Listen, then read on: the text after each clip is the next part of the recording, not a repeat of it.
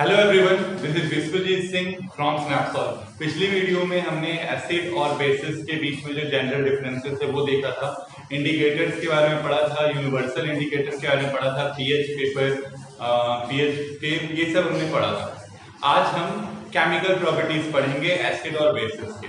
और अगर आपने पिछली वीडियो अभी तक नहीं देखी है तो आप जाके देख सकते हैं, उसका लिंक आपको डिस्क्रिप्शन में मिल जाएगा। तो स्टार्ट करते हैं।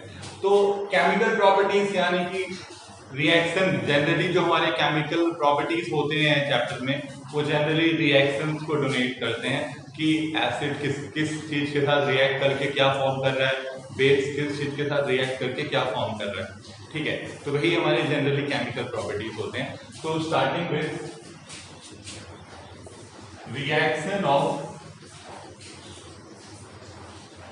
Acids with metals, reaction of acids with metals. Acids metal के साथ रिएक्ट करके क्या फॉर्म करते हैं। ठीक है, इस पहला हमारा ये केमिकल प्रॉपर्टी है कि अगर एसिड मेटल के साथ रिएक्ट करेगा तो कोई भी एक एसिड ले लेते हैं हम, जैसे ये HCl है, और अगर हम इसके साथ कोई मेटल रखते हैं जैसे सोडियम, तो ये क्या फॉर्म करेगा। देखिए, सोडियम हाइड्रोजन को डिस्प्लेस कर देगा और क्या आ जाएगा, खुद आ जाएगा, NaCl का फॉर्मेशन होगा और ये हाइड्रोजन जो है वो रिलीज हो जाएगा। तो इस तरह से जो है आपका ये आप यहाँ पे रिएक्शन से देख सकते हैं कि जो एसिड है जब वो मेटल के साथ रिएक्ट कर रहा है तो सॉल्ट का फॉर्मेशन हो रहा है, साथ में इवोल्यूशन हो रहा है जिसका हाइड्रोजन गैस का, हाइड्रोजन गैस इवॉल्व हो रहा है, बाहर आ रहा है। तो ये हो गया हमारा reaction of acids with metal. यानी कि हम यहाँ लिख सकते हैं कि acids react with metal to form salt and hydrogen. तो ये आपको याद रखना है कि एसिड जो है मेटल के साथ रिएक्ट करता है तो सॉल्ट और हाइड्रोजन का फॉर्मेशन होता है। तो क्या बेसिस भी मेटल के साथ रिएक्ट करते हैं? यस, कुछ मतलब कुछ मेटल्स हैं जिनके साथ बेसिस का रिएक्टर होता है। मतलब bases react with some metals like zinc and aluminium. ठीक है, दो मेटल्स है हमारे पास, zinc and aluminium. Zinc and aluminium, इनके साथ बेसिस का रिएक्शन होता है। अगर हम रिएक्शन का बात करें, जैसे कोई एक बेस ले लीजिए, जैसे NaOH ले लिए हम लोग, इसके साथ अगर हम जिंक रिएक्ट करें तो हमारे पास क्या आएगा, Na2ZnO2 का फॉर्मेशन होगा, साथ में हाइड्रोजन गैस इवॉल्व होगा। तो यहाँ देख सकते हैं सबमिट टू का 3 हो जाए। तो ये बैलेंस हो गया। ये हमारे पास आ गया जो सेकंड रिएक्शन है। आप यहाँ देख सकते हैं कि zinc reacts with sodium hydroxide to form sodium zincate and hydrogen. तो यहाँ पे कुछ ही मेटल्स हैं, जैसे जिंक है, एल्यूमिनियम है, एक दो मेटल्स ही हैं जिनके साथ ये रिएक्शन होता है। तो इन जनरल हम ये नहीं कह सकते कि बेसिस मेटल के साथ रिएक्ट करके सॉल्ट एंड हाइड्रोजन फॉर्म करते हैं, पर बेसिस कुछ मेटल्स के साथ रिएक्शन करके ऐसा कर सकते हैं। ठीक है, एसिड्स का रिएक्शन अगर हम देखें अब आगे कि कार्बोनेट्स और हाइड्रोजन कार्बोनेट्स के साथ जब वो रिएक्ट करते हैं तो क्या फॉर्म करते हैं। तो रिएक्शन अगर हम देखें, कार्बोनेट्स यानी कि ऐसा सॉल्ट जिसमें CO3 प्रेजेंट होता है, हाइड्रोजन कार्बोनेट्स यानी ऐसे सॉल्ट जिसमें HCO3 प्रेजेंट होता है। तो अगर हम यहाँ रिएक्शन का बात करें, एसिड अगर हम लें, कोई भी HCl मान लीजिए ले लेते हैं और एक कार्बोनेट लेते हैं, हाँ, तो आप देखिए बिल्कुल मेटल जैसा ही ये रिएक्शन है। ठीक है, सबसे पहले हम भूल जाएंगे, आप मान लीजिए कि यहाँ पे कार्बोनेट है ही नहीं। ठीक है, कार्बोनेट है ही नहीं तो बचा क्या, सोडियम और HCl यानी सोडियम और आपका एसिड। तो यहाँ पे मेटल एंड एसिड जब रिएक्ट किया तो क्या फॉर्म किया था, सॉल्ट एंड हाइड्रोजन। बिल्कुल वही फॉर्मेशन पहले हम लोग कर देंगे।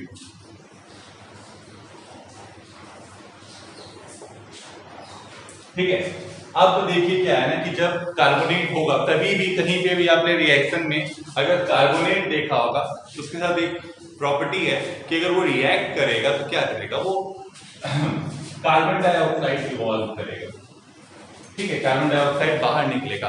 तो यहाँ पे कार्बन के साथ 3 ऑक्सीजन था, यहाँ पे 2 ऑक्सीजन, एक कहाँ गया, एक हाइड्रोजन के साथ आ गया और उसने वाटर का फॉर्मेशन कर दिया। तो यहाँ पे अगर हम देखें तो acids react with carbonate to form salt water with the evolution of carbon dioxide. जो है एसिड्स रिएक्ट करते हैं जिसके साथ कार्बोनेट्स के साथ, तो क्या फॉर्म करते हैं, सॉल्ट फॉर्म करते हैं, वाटर फॉर्म करते हैं और कार्बन डाइऑक्साइड का इवोल्यूशन होता है। Same happens when it is hydrogen carbonate. अगर हाइड्रोजन कार्बोनेट है तब भी यही होगा। मान लीजिए कोई एसिड है, हम H2SO4 ले लीजिए, ठीक है, इसके साथ कोई हमारा हाइड्रोजन कार्बोनेट ले लीजिए, NaHCO3 ही ले लीजिए, ठीक है। फिर सेम चीज है, पहले सॉल्ट फॉर्म होगा, इसको भूल जाइए। मेटल अगर इसके साथ रिएक्ट करेगा, मेटल रिएक्ट करेगा एसिड के साथ, तो सॉल्ट का फॉर्मेशन होगा Na2SO4, है ना, इसका फॉर्मेशन होगा यहाँ पे। तो ये सॉल्ट का फॉर्मेशन हुआ। इसके बाद फिर सेम चीज, हमारा हाइड्रोजन गैस रिलीज होना चाहिए था, पर यहाँ हाइड्रोजन नहीं निकलती, क्या निकलेगा, वाटर आएगा और साथ में कार्बन डाइऑक्साइड इवॉल्व होगा, ठीक है। तो इसको अगर हम बैलेंस करें तो यहाँ 2 आ जाएगा, तो ये आपका यहाँ पे 2 आ जाएगा और यहाँ 2 आ जाएगा, ठीक है। तो इस तरह से आपका बैलेंस हो गया। और यहाँ पे आपको समझ में आया कि जब एसिड, अगर हम इसको इन जनरल लिखें तो हम लिख सकते हैं कि acid react with metal carbonates और बाइकार्बोनेट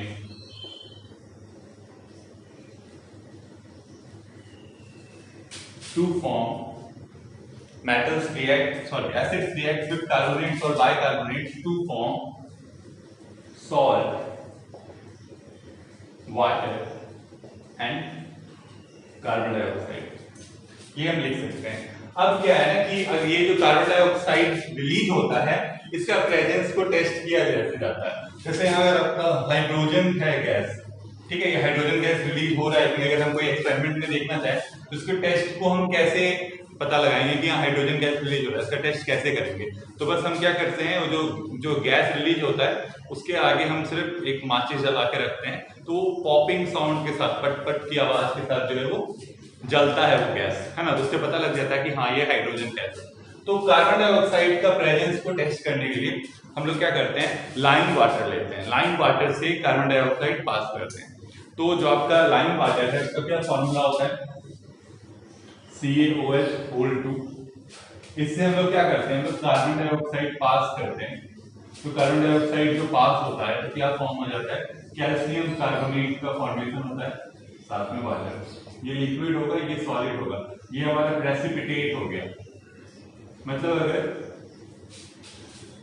कोई गैस हम लोग लाइम वाटर से पास कर रहे हैं और वहां पे व्हाइट कलर का होता है, व्हाइट प्रेसिपिटेट का फॉर्मेशन हो रहा है, तो इसका मतलब क्या है कि वो गैस कौन सा है, कार्बन डाइऑक्साइड। इसी चीज को हम कहते हैं लाइम वाटर टर्न्स मिल्की, है ना, मिल्की कलर में चेंज हो गया, इसी से होता है।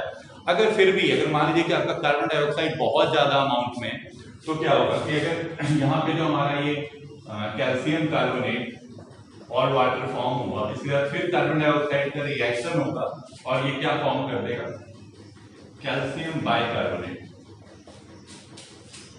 तो ये आपका क्या है, ये आपका एक्वस सॉल्यूशन फॉर्म करेगा, ये सॉल्युबल है वाटर में, ये नहीं था, ये आपका प्रेसिपिटेट का फॉर्मेशन हो रहा था, ये इनसॉल्युबल था वाटर में, वेयर ये सॉल्युबल है वाटर में।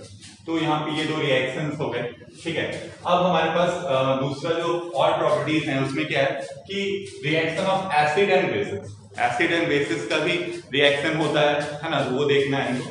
जो हमारा यहाँ से अगर हम बात करें तो फोर्थ हमारा प्रॉपर्टी हो जाएगा रिएक्शन ऑफ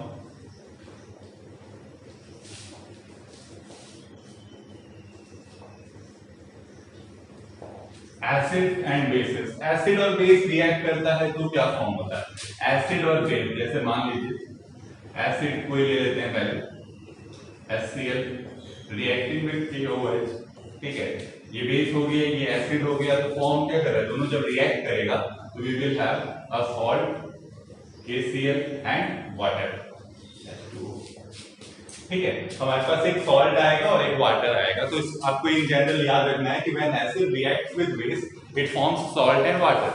अब एक चीज यहाँ पे है कि सॉल्ट का नेचर क्या होगा, nature of salt, nature of salt यानी वो एसिडिक होगा, बेसिक होगा या न्यूट्रल होगा। तो सोचिएगा कि उसमें तो ना H है ना OH है, तो क्या होगा, वो क्या होना चाहिए, वो न्यूट्रल होना चाहिए, पर ऐसा नहीं है। जो आपके एसिड जो सॉल्ट्स होते हैं वो तीनों नेचर्स के होते हैं, मतलब वो एसिडिक नेचर के भी होते हैं, बेसिक नेचर के भी होते हैं और न्यूट्रल भी होते हैं। तो ये डिपेंड करता है द रिएक्शन इन विच, कौन से रिएक्शन से सॉल्ट का फॉर्मेशन हुआ है। तो अगर मान लीजिए कि ऐसा रिएक्शन हुआ जहां पे स्ट्रॉन्ग एसिड है और स्ट्रॉन्ग बेस है, strong acid and strong base दोनों हमारे स्ट्रॉन्ग प्रेजेंट है, तो क्या होगा कि the salt formed will be neutral, जो सॉल्ट फॉर्म होगा वो न्यूट्रल होगा, गुड नेचर उसका न्यूट्रल होगा, यानी उसका पीएच जो है 6 to 8 लाई करेगा। अगर हम बात करें कि अगर कोई जो आपका वो सॉल्ट का फॉर्मेशन है स्ट्रॉन्ग एसिड और वीक बेस से हुआ, बेस वीक है स्ट्रॉन्ग एसिड है, तो जो चीज स्ट्रॉन्ग होगा वो उस नेचर का हो जाएगा, मतलब वो एसिडिक नेचर का होगा। अगर स्ट्रॉन्ग बेस और वीक एसिड है तो बेसिक नेचर का होगा, और अगर दोनों वीक है फिर न्यूट्रल। ठीक है, एक बार हम यहाँ देख लेते हैं कि अगर हमारे पास स्ट्रॉन्ग एसिड और स्ट्रॉन्ग बेस है तो हमारे पास न्यूट्रल सॉल्ट आएगा। अगर हमारा स्ट्रॉन्ग एसिड वीक बेस है तो हमारे पास एसिडिक सॉल्ट आएगा। अगर हमारा वीक एसिड और स्ट्रॉन्ग बेस का है तो हमारे पास क्या आने वाला है, तो हमारे पास आएगा बेसिक सॉल्ट। और अगर वीक एसिड और वीक बेस है तो क्या फॉर्म होगा, न्यूट्रल सॉल्ट। इतना सा इसको आप याद रख सकते हैं कि मतलब जो चीज स्ट्रॉन्ग होगा वही उसी नेचर का सॉल्ट होगा। अगर एसिड स्ट्रॉन्ग है तो एसिडिक सॉल्ट, बेस स्ट्रॉन्ग है तो बेसिक सॉल्ट, और दोनों स्ट्रॉन्ग है तो न्यूट्रल, दोनों वीक है तब भी न्यूट्रल। तो यहाँ पे ये हमारे आ गया, ये हमको याद रखना है। ठीक है, इस पे ही हम लोग पीएच ऑफ सॉल्ट भी डिपेंड करेगा, मतलब अगर हम कोई न्यूट्रल सॉल्ट है तो उसका 6.5 से 7.5 उसका पीएच लाई करना चाहिए। कोई अगर एसिडिक सॉल्ट है तो उससे कम होगा, है ना, 0 to 6। अगर बेसिक सॉल्ट है तो उससे आगे होगा 8 to 14 में, है ना। न्यूट्रल सॉल्ट है तो वही फिर 6.5 to 7.5। तो ये हमारा जो हमने कल पीएच पढ़ा था, अगर आपको पीएच के बारे में नहीं पता है तो आप मेरे पिछले वीडियो को देख सकते हैं, आपको समझ में आ जाएगा। तो यहाँ पे हुआ reaction of acids and bases. ठीक है, तो यहाँ पे अब एक बात आपको ये देखना है कि अगर कोई चीज रिएक्ट करके सॉल्ट एंड वाटर फॉर्म कर रहा है तो उनमें से एक एसिड होगा और दूसरा बेस होगा, ये कंफर्म है। इसको याद रखिए, समझ लीजिए, कैसे भी आप याद रखिए, नहीं तो अगर एसिड बेस नहीं होगा तो उसका नेचर जरूर एसिडिक और बेसिक होगा। इस बात को आपको हमेशा ध्यान में रखना है कि अगर दो सब्सटेंस रिएक्ट करके सॉल्ट एंड वाटर फॉर्म कर रहे हैं तो there should be an acid and base present in the reaction. वहां पे रिएक्शन में एक एसिड और एक बेस प्रेजेंट जरूर होगा। ठीक है, तो अब हम लोग थोड़ा सा और आगे बढ़ते हैं। तो हमारे पास जो अब हमारे पास एक और प्रॉपर्टी है, reaction of acids with metal oxide. Reaction of acids with metal oxide. Metal oxide के साथ जब रिएक्शन होगा एसिड का तो क्या फॉर्म करेगा। मेटल ऑक्साइड के साथ रिएक्शन हम लोग देख चुके हैं, ये एसिड में पहले भी, फिर भी एक बार देख लेते हैं। अगर हमारे पास एक H2SO4 मान लीजिए एसिड है, ठीक है, ये रिएक्ट कर रहा है हमारा किसके साथ, तो ये एक मेटल ऑक्साइड के साथ, मान लीजिए Na2O के साथ, तो क्या फॉर्म होगा, इट विल फॉर्म, देख लीजिए क्या होने वाला है, ये सॉल्ट फॉर्म करने वाला है Na2SO4 और साथ में वाटर का फॉर्मेशन होगा। तो देख लीजिए फिर से, अब हम अगर देखें reaction of acid and metal oxide, metal oxide और एक एसिड का जब रिएक्शन हुआ तो क्या फॉर्म हुआ, फिर सॉल्ट एंड वाटर का फॉर्मेशन हुआ। अभी जस्ट मैंने बताया कि सॉल्ट एंड वाटर का फॉर्मेशन कब होता है, जब एक एसिड और दूसरा बेस हो, यानी कि ये तो एसिड है, ये पता है, तो ये क्या हो गया, ये कंफर्म है कि ये किस नेचर का है, ये बेसिक नेचर का है। ठीक है, हम लोग ऐसे भी जानते हैं पहले कि मेटल ऑक्साइड्स है बेसिक इन नेचर, मेटल वाले मेटल चैप्टर में हम लोग पढ़ चुके हैं, पर फिर भी हमको ये पता होना चाहिए मेटल ऑक्साइड बेसिक नेचर का क्यों है, क्योंकि वो एसिड के साथ रिएक्ट करके सॉल्ट एंड वाटर फॉर्म कर रहा है। अगर वो सॉल्ट एंड वाटर फॉर्म कर रहा है तो या तो वो क्या होना चाहिए, तो बेस है या बेसिक नेचर का है, इसीलिए वो बेसिक नेचर का हम बोलते हैं metals oxide are basic in nature. अब हमारे पास एक और है, अगर हम देखें तो देखिए अब यहाँ पे एक चीज आपको ध्यान में रखना है कि जो सेम नेचर के होंगे, जो सेम नेचर के होंगे वो रिएक्ट नहीं करेंगे। अब यहाँ पे मेटल ऑक्साइड बेसिक नेचर का आया तो क्या ये बेस के साथ रिएक्ट करेगा? ऑफ कोर्स नॉट, ये बेस के साथ रिएक्ट नहीं करेगा। याद रखना है बेस के साथ रिएक्ट नहीं कर रहा है, तो इसलिए यहाँ बेसिक नेचर वाला मेटल ऑक्साइड बेस के साथ रिएक्ट नहीं करेगा। तो अब अगर हम reaction of base with metal oxide लिखें तो रिएक्शन नहीं होगा कुछ भी, लेकिन reaction of base with non metal oxide तो हो सकता है। रिएक्शन ऑफ यहाँ क्यों लिखे, यही है हमारा, देखिए reaction of base with non metal oxide है ना, ये हमारा बेस है, ये नॉन मेटल ऑक्साइड है, कार्बन एक नॉन मेटल है, ऑक्साइड उसका कार्बन डाइऑक्साइड, वो रिएक्ट कर रहा है, देखिए फिर क्या फॉर्म हो रहा है, सॉल्ट एंड वाटर का फॉर्मेशन हो रहा है। Base is reacting with non metal oxide to form salt and water. तो फिर से ये आपका ये तो बेस है, सबको पता है ये क्या है, ये बेस है, तो ये कैसा नेचर का होगा, ये एसिडिक नेचर का है ना। मेटल नॉन मेटल में हमने पढ़ा था कि नॉन मेटल ऑक्साइड का एसिडिकेट नेचर, आज देख भी लिया कि वो तो बेस के साथ रिएक्ट करके सॉल्ट एंड वाटर फॉर्म कर रहा है। तो सॉल्ट एंड वाटर अगर कोई नॉन मेटलिक ऑक्साइड फॉर्म कर रहा है बेस के साथ रिएक्ट करके, तो यानी वो क्या होगा, एसिडिक होगा। तो फिर सेम चीज कि non metallic oxides will not react with acids, acid के साथ रिएक्ट नहीं करेंगे क्योंकि इनका भी नेचर एसिडिक और वो भी एसिड ही है ना। जो लास्ट है प्रॉपर्टी इन कॉमन, ये एक क्वेश्चन है आपके एनसीईआरटी बुक का कि एसिड और बेसिस के पास कॉमन क्या है। अभी तो हमने देखा कि अलग अलग चीजों के साथ अलग अलग तरह का रिएक्शन है, मतलब कि एसिड किसी के साथ रिएक्ट कर रहे हैं तो बेसिस किसी और के साथ रिएक्ट कर रहे हैं, यहाँ पे यही देखा। तो मतलब डिफरेंसेस देखने को मिल रहे थे, पर कॉमन है कुछ तो कॉमन है। कॉमन क्या है कि वाटर, एसिड एंड बेसिस जो है वो इलेक्ट्रिसिटी कंडक्ट करते हैं जब उनको हम डिसॉल्व करते हैं वाटर में। ये चीज हमने कल पढ़ा था, क्या पढ़ा था कि जब हम एसिड को वाटर में डालते हैं, डिसॉल्व करते हैं, तो वो क्या होता है, वो डिसोसिएट हो जाता है। जैसे मान लीजिए HCl है, HCl को हमने वाटर में डाला तो वो H+ और Cl- में ब्रेक हो जाता है, डिसोसिएट हो जाता है। वैसे अगर कोई बेस है जैसे सोडियम हाइड्रोक्साइड है NaOH, तो उसको जब हम वाटर में मिक्स करते हैं तो Na+ और OH- में वो क्या हो जाता है, सेपरेट हो जाता है, डिसोसिएट हो जाता है। तो इससे आपको क्या पता लगता है कि वहां पे आयंस का फॉर्मेशन हो रहा है। आयंस का फॉर्मेशन होता है जब हम उसको वाटर में डालते हैं, दोनों केसेस में, जब हम एसिड को डाल रहे हैं वाटर में या बेस को डाल रहे हैं वाटर में। और उसके बाद आयंस का अगर फॉर्मेशन होता है तो ions are the carrier of electricity, याद रखना है बिल्कुल, ions are the carrier of electricity. अगर if we have ions in a solution, अगर हमारे पास किसी सॉल्यूशन में आयंस का प्रेजेंस है, then it will confirmly conduct electricity. वो पक्का है कि वो क्या करेगा, वो इलेक्ट्रिसिटी कंडक्ट करेगा। ठीक है, तो यहाँ पे हमारे पास जो कॉमन आ गया प्रॉपर्टी एसिड एंड बेसिस का केमिकल प्रॉपर्टी, ये क्या है कि they dissociate into ions when dissolved in water।